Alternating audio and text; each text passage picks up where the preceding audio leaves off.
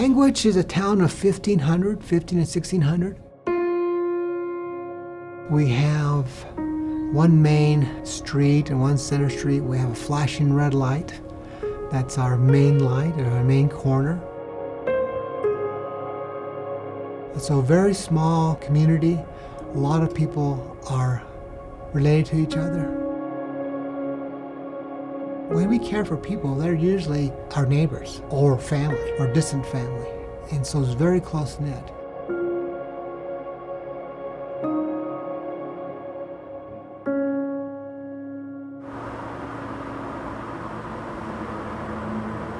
Four people are dead tonight, several more injured following a violent bus crash in southern Utah.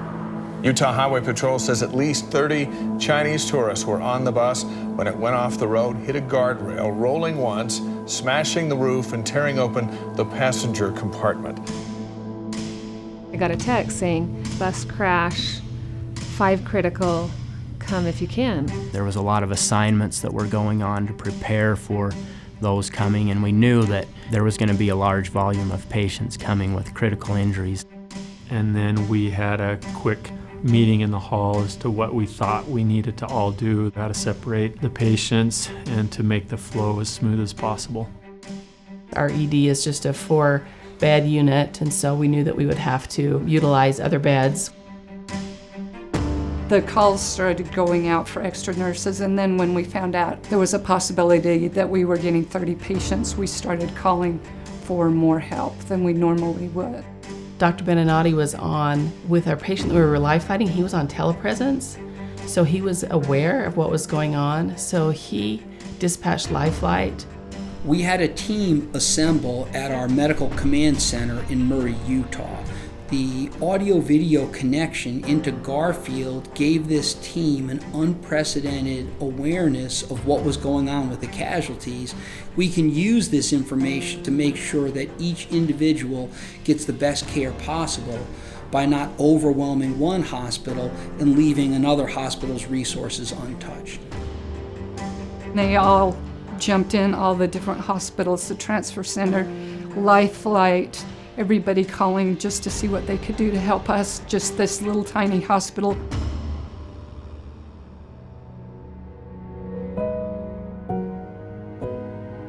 I was doing triage, so when I got into the first ambulance, it was a little overwhelming to see the extent of the injuries on those first few patients. They were very, very critical. I think everybody was focused on patient care. I think everybody knew that we had limited resources, but we were able to make good use of those resources.